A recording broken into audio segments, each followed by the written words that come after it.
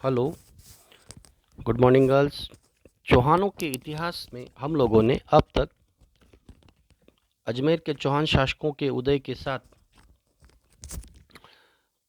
पृथ्वीराज चौहान के शासनकाल के प्रारंभिक समय की जानकारियों को हम लोगों ने पढ़ा था कि पृथ्वीराज चौहान तृतीय ने अपने कम समय के शासनकाल में अलग अलग समय में मुख्य रूप से स्वयं को शक्तिशाली बनाते हुए उत्तर भारत के में राजपूत राज्यों को शक्तिशाली बनाया और चौहान साम्राज्य को स्थापित किया। उसी क्रम में पृथ्वीराज चौहान ने अपने अल्प समय के जीवन काल में ही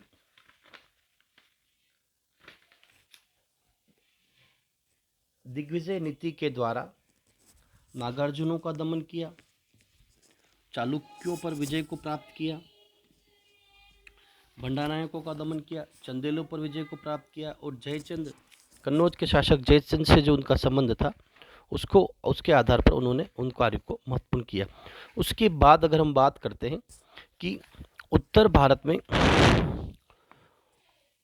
तुर्कों के आक्रमण के समय में मोहम्मद गजनवी के भारत आक्रमण के समय मुसलमानों का ध्यान भारत की ओर लगा दिया। उसकी मृत्यु के बाद मोहम्मद गौरी गौर वंश के शासक ने लगभग मोहम्मद गजनवी के 70 वर्ष बाद उत्तर भारत में अपने साम्राज्य को शक्तिशाली बनाते हुए मोहम्मद गौरी के भारत पर आक्रमण हुए। एक तरफ भारत की सीमाओं पर एक महत्वाकांक्षी सरदार मोहम्मद गौरी की एक शक्तिशाली मुस्लिम साम्राज्य का संगठन स्थापित हो चुका था और दूसरी तरफ पृथ्वीराज चौहान की अधीनता में हिंदू राज्यों का गठन हो रहा था। तो दोनों के मध्य यह जो युद्ध था यह कहीं न कहीं आवश्यक था, क्योंकि उत्तर पश्चिमी सीमाओं पर मोहम्मद गौरी के नेतृत्व में एक शक्तिशाली मुस्लिम साम्राज्य का गठन हो रहा था। अब अगर हम बात करते हैं कि उत्तर भारत में केवल पृथ्वीराज चौहान के समय में पृथ्वीराज चौहान ही एक शक्तिशाली शासक था और वो हिंदू साम्राज्य को संगठित कर रहा था, परंतु मोहम्मद गौरी जो है वह भारतीय क्षेत्रों में अपने साम्राज्य को संगठित करना चाहता था, जिसके लिए कहीं न कहीं वह भारत पर आक्रमण के उद्देश्य से लालायित था। अगर हम भारतीय इतिहास में मोहम्मद गौरी और पृथ्वीराज चौहान के मध्य जो युद्ध लड़े गए वे तराइन के मैदान में लड़े गए, जिसे तराइन के युद्ध कहा जाता है। जो दो युद्ध थे, तराइन प्रदेश वर्तमान हरियाणा में स्थित है। तराइन का प्रथम युद्ध जो 1191 में लड़ा गया, तराइन का द्वितीय युद्ध जो 1192 में लड़ा गया। इन दोनों युद्धों के बाद पृथ्वीराज चौहान की पराजय, उसे कैद करके अफगानिस्तान की राजधानी काबुल ले जाया गया और उत्तर भारत में पृथ्वीराज चौहान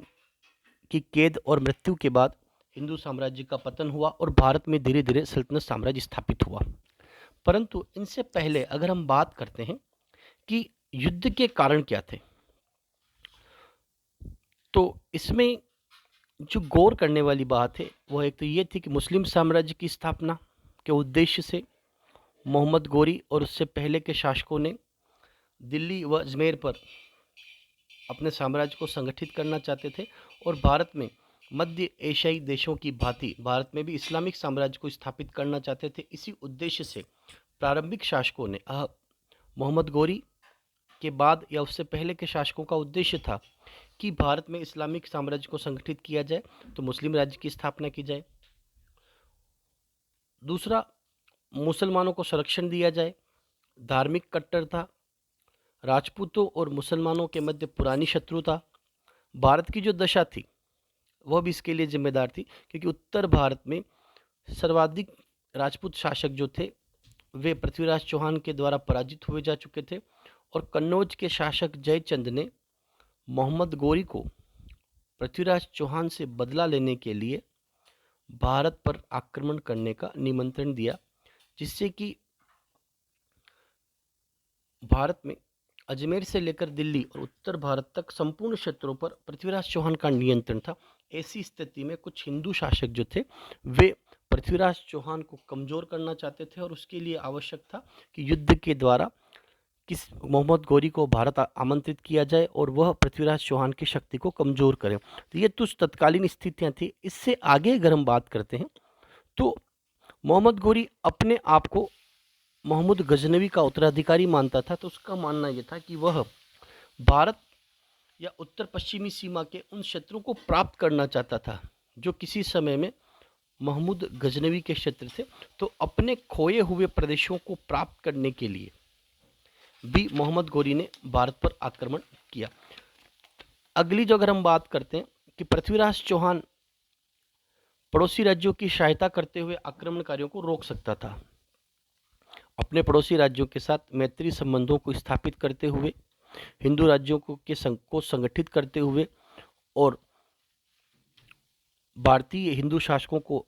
अपनी ओर मिला करके वो बाह्य आक्रमणों से भारत की सुरक्षा कर सकता था। उत्तर पश्चिमी क्षेत्रों से जो तुर्कों के भारत पर निरंतर आक्रमण हो रहे थे उससे वो बच सकता था, परंतु ये उसकी भूल थी। उसने युद्ध के द्वारा, सैनिक शक्ति के द्वारा, सैनिक संगठन के द्वारा भारतीय राज्यों को अपने क्षेत्र में मिलाना प्रारंभ किया, जिसकी वजह से वे शासक जो थे वे उससे परेशान और नाराज हो चुके थे और वे अपने आप को स्वतंत्र करना चाहते थे। और स्वतंत्रता के लिए वो ये चाहते थे कि किसी बाह्य शक्ति का उपयोग किया जाए जो पृथ्वीराज तृतीय को पराजित कर सके। और इससे भी हटके अगर हम बात करते हैं कि जयचंद खुद दिल्ली का शासक भी बनना चाहता था तथा उसका उद्देश्य था कि वह पृथ्वीराज चौहान को मोहम्मद गौरी के द्वारा पराजित कराने के बाद खुद चौहान साम्राज्य का शासक बनना चाहता था। और इस घटनाक्रम की वजह से उसने मोहम्मद गौरी को भारत आक्रमण के लिए आमंत्रित किया। प्रथम निर्णायक युद्ध जो लड़ा गया था, जिसे तराइन का प्रथम युद्ध कहा जाता है 1191 में, इस युद्ध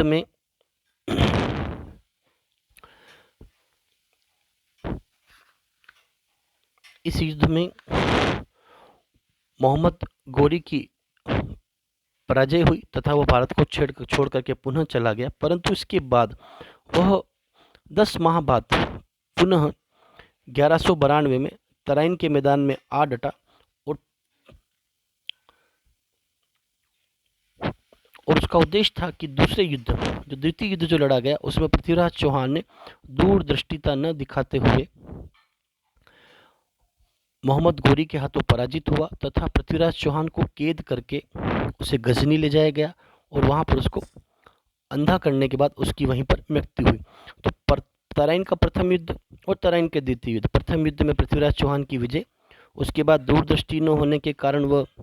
द्वितीय युद्ध के भय से मुक्त था। परंतु मोहम्मद गौरी जो था उसने तराइन के द्वितीय युद्ध में 10 माह बाद ही दूसरे युद्ध में पृथ्वीराज चौहान को पराजित करते हुए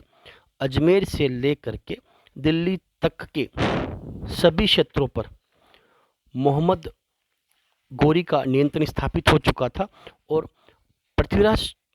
चौहान की 1193 में 27 वर्ष की उम्र में तराइन के द्वितीय युद्ध के बाद उसकी मृत्यु के साथ उत्तर भारत में शक्तिशाली चौहान राज्य का पतन हुआ और 1194 के बाद अजमेर का कार्यभार मोहम्मद गौरी ने कुतुबुद्दीन ऐबक को सौंप दिया तथा बाद में अजमेर का कार्यभार पृथ्वीराज तृतीय के पुत्र गोविंदराज को सौंप दिया गया तथा गोविंदराज ने सल्तनत काल के सुल्तानों के अधीन अजमेर पर अपना साम्राज्य स्थापित किया। परंतु अगर हम युद्धों के बाद की बात करें कि तराइन युद्धों के बाद इतिहास में क्या परिवर्तन हुए, तो एक तो ये कि मोहम्मद गौरी ने साम्राज्य जीतने के बाद अपने दास कुतुबुद्दीन ऐबक को इस क्षेत्र की सूबेदारी देकर वो पुनः अपने देश गजनी चला गया। और कुतुबुद्दीन ऐबक ने बाद में भारत में सल्तनत काल की सत्ता को स्थापित किया। दिल्ली को राजधानी बनाते हुए भारत में सल्तनत काल को स्थापित किया और यहीं से भारत में कुतुबुद्दीन ऐबक के द्वारा स्थापित किए गए दास वंश की स्थापना हुई, जिसके शासकों ने 400 वर्षों तक भारत पर शासन किया। तो तराइन के युद्धों के बाद जब इस्लामिक साम्राज्य स्थापित हुआ भारत में, तो इस युद्ध के जो परिणाम हुए उन परिणामों ने लंबे समय तक भारतीय इतिहास को प्रभावित किया कि अंतिम चौहान शासक ने जब मुगल तुर्कों के हाथों अपनी पराजय के बाद भारत में राजनीतिक शून्यता आ चुकी थी। युद्ध के बादों के परिणाम की अगर हम बात करते हैं तो मोहम्मद गोरी जो था वो उसको बड़ा प्रोत्साहन मिला तथा उसने अपने सेना नायक कुतुबुद्दीन ऐबक को 1193 में दिल्ली को जीत करके कन्नौज और जयचंद को पराजित करके गुजरात तक के क्षेत्र पर अपना नियंत्रण स्थापित कर लिया और दिल्ली सल्तनत तराइन के द्वितीय युद्ध के बाद भारतीय इतिहास में एक बहुत परिवर्तनकारी घटना घटित हुई, क्योंकि चौहानों की शक्ति बिल्कुल नष्ट हो गई और इतिहास में पहली बार मोहम्मद गोरी ने हिंदुस्तान के बीचों बीच एक तुर्की राज्य की नींव डाली और मुस्लिम परंपराओं के अनुसार जीते हुए स्थानों पर उसने कई मस्जिदों का निर्माण किया तथा भारत में चौहानों के पराजय के साथ ही तुर्की साम्राज्य स्थापित हुआ। 1200 ईस्वी में तुर्की साम्राज्य के स्थापित होने से लेकर के 1526 तक लगभग 350 वर्षों तक यह कार्य चलता रहा। अब हिंदुओं का जो साम्राज्य था वो समाप्त हो चुका था और भारत में एक नए पराधीनता के युग का प्रारंभ हुआ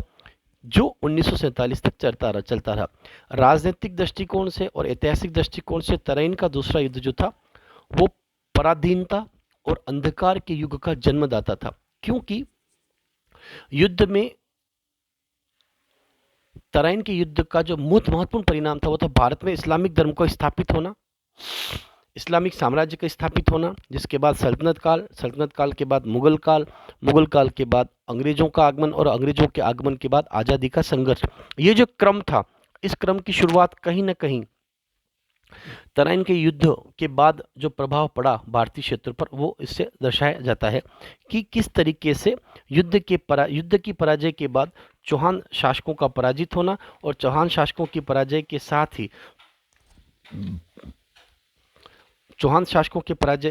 साथ ही उत्तर भारत में पृथ्वीराज तृतीय को अंतिम हिंदू सम्राट भी कहा जाता था। उसका मूल कारण यह था कि पहली बार यह अंतिम शासक था जिसने तुर्कों का मुकाबला किया और उसके बाद किसी भी शासक ने भारतीय स्तर पर, बाद में मुगलों के समय में राणा सांगा के समय में यह देखने को मिलता है कि उत्तर भारत में राणा सांगा से पहले ये जो 350 वर्षों का जो इतिहास था इसमें केवल इस्लामिक सत्ता दिल्ली के आसपास के केंद्रों तक सीमित रही और अन्य भारतीय क्षेत्र जो थे वो इस्लामिक सभ्यता संस्कृति के केंद्र बन चुके थे। तो तराइन के द्वितीय युद्धों का जो लंबे समय तक प्रभाव पड़ा कि पराधीनता की जो शुरुआत हुई उसका क्रम 1947 तक चलता रहा। सल्तनत काल, मुगल काल और मुगलों के बाद अंग्रेज और अंग्रेजों के विरुद्ध भारत का स्वतंत्रता संग्राम, ये जो क्रम था इस क्रम की वजह से धीरे धीरे भारत में यह प्रभाव को देखा गया। पृथ्वीराज चौहान की पराजय के अगर हम कारणों का अध्ययन करते हैं कि क्या कारण रहा कि राजस्थान के चौहान शासक जिन्होंने उत्तर भारत तक अपने साम्राज्य को संगठित और शक्तिशाली बनाया, परंतु वे बाह्य आक्रमणकारी मोहम्मद गोरी के हाथों एक युद्ध में पराजित हुए। तो उसके लिए जो राजपूतों की पराजय के जो कारण थे उन कारणों में देश की आंतरिक फूट, स्थायी सेना का न होना, कुशल रणनीति का अभाव, गुप्तचर व्यवस्था का दुर्बल होना, सीमा सुरक्षा, उत्तर पश्चिमी सीमा सुरक्षा जहां से तुर्की आक्रमणकारियों ने भारत में प्रवेश किया वह भी कमजोर हो चुकी थी और सामंत प्रथा की वजह से राजपूत शासक शक्तिशाली नहीं हो सके। धार्मिक बाधा भी थी, योग्य प्रतिनिधित्व का अभाव, आतंक प्रथा और सैनिक भर्ती, और सबसे बड़ी बात थी आकस्मिक कारण। जिन आकस्मिक कारणों की वजह से